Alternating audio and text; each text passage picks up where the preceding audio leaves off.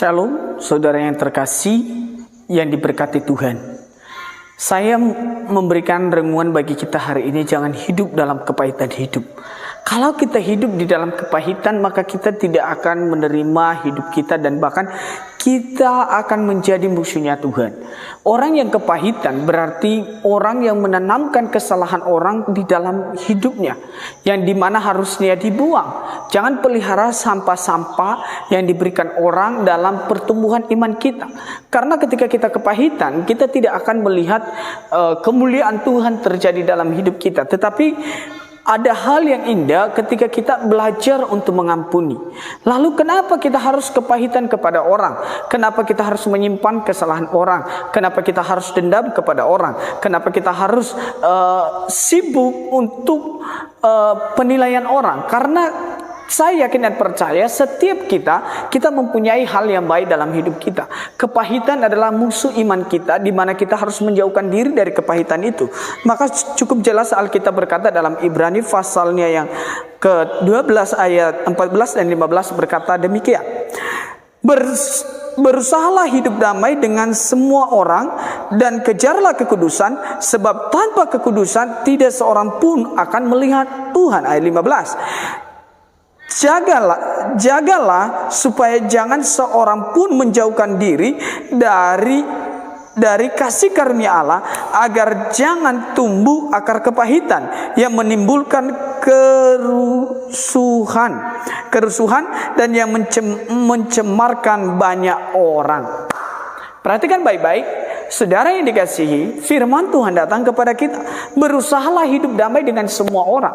Berarti bukan hanya berusaha berdamai dengan lingkungan keluarga kita, tetapi kita berusaha berdamai dengan semua orang. Sebagai anak Tuhan, kita harus berusaha berdamai dengan semua orang supaya kita menjadi berkat. Dengan kita berdamai dengan semua orang, maka kita bisa menyaksikan cinta Kristus dalam hidup kita. Bagaimana kita bisa berdamai atau kita membawa damai kepada orang, tapi kita masih hidup di dalam sebuah kepahitan hidup. Kita masih hidup di dalam pergumulan hidup yang pahit. Kita masih hidup di dalam hal-hal yang harusnya Tuhan benci dalam hidup kita, tetapi kita masih pertahankan hal-hal itu. Maka Alkitab berkata, berusahalah. Berarti ada usaha dalam diri kita untuk hidup damai. Berarti itu sebuah tindakan dari kita, di mana kita membuat kasih itu nyata ketika kita berdamai dengan semua orang. Makanya Alkitab, berusahalah hidup damai dengan semua orang, bukan hanya dengan orang yang kita sukai, tetapi Alkitab cukup jelas mengatakan dengan semua orang. Dengan semua orang kita harus berdamai dan kejarlah kekudusan, sebab tanpa kekudusan tidak ada seorang pun yang melihat Allah. Bagaimana kita memiliki hati yang kudus, bagaimana kita memiliki perilaku yang kudus, sedangkan kita masih hidup di dalam kepahitan. Nah, ciri-ciri orang yang kepahitan, kenapa kita bisa mudah kepahitan? Nah, ini yang menarik. Kenapa kita mudah kepahitan? Karena ayat 15, jagalah supaya jangan ada seorang pun yang keluar dari kasih karunia Allah. Ketika kita sudah keluar dari kasih Allah, maka kita cenderung perasaan kita itu mengalami frustasi dalam hidup. Karena kenapa? Karena kita berjalan dalam kekuatan kita sendiri, bukan berjalan dalam kekuatan Tuhan. Jadi ketika kita keluar dari kasih karunia, maka kita mudah baper, kita mudah kecewa, kita mudah menyalahkan orang, kita mudah segala macam terpengaruh oleh hal-hal dunia. Kalau kita hidup dalam kepahitan, itu akan membunuh kita. Kepahitan itu seakan-akan racun yang mau kita berikan kepada orang, tetapi kita sendiri yang meminumnya. Itulah kepahitan. Jadi jangan hidup di dalam kepahitan. Seakan-akan orang lain yang kita bunuh, padahal diri kita sendiri.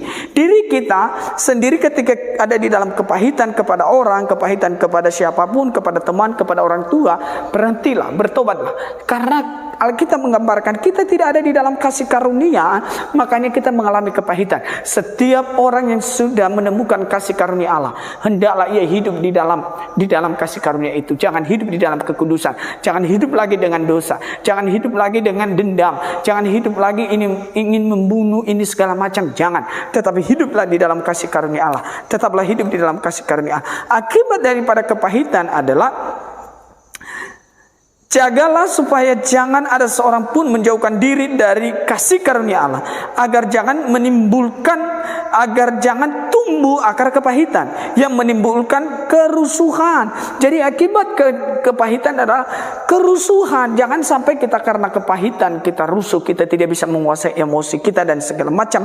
Dan Alkitab lanjutkan lagi, menimbulkan kerusuhan dan yang mencemarkan banyak orang. Berarti bukan hanya kita, ketika kita mengalami kepahitan, kita mencemarkan banyak orang, kita mencemarkan banyak anak-anak Tuhan, kita mencemarkan sesama jemaat. Makanya kita harus hidup di dalam kasih karunia. Berhentilah untuk hidup dalam kepahitan, kembalilah kepada kasih karunia Tuhan. Karena Tuhan sudah begitu sayang kepada kita, sudah begitu luar biasa menunjukkan kasihnya kepada kita. Jadi hanya orang bodohlah yang hidup dalam kepahitan dan mudah mengalami sakit hati. Maka dari itu, marilah terus bangun iman, teruslah berpegang terus kepada Tuhan, supaya hidup kita jangan hidup dalam kepahitan. Mungkin orang tua kita menyakiti suami, saudara, pacar, ampunilah mereka, karena di dalam pengampunan ada kasih karunia yang Tuhan berikan kepada kita. Di dalam pengampunan ada kemenangan, di dalam pengampunan ada sukacita, di dalam pengampunan ada kemerdekaan bagi jiwa kita, bagi roh kita, bagi seluruh hidup kita ada kemerdekaan. Jadi jangan hidup lagi di dalam kepahitan. Ampunilah dia, sebab Tuhan sudah mengampuni kita semua. Shalom, Tuhan memberkati.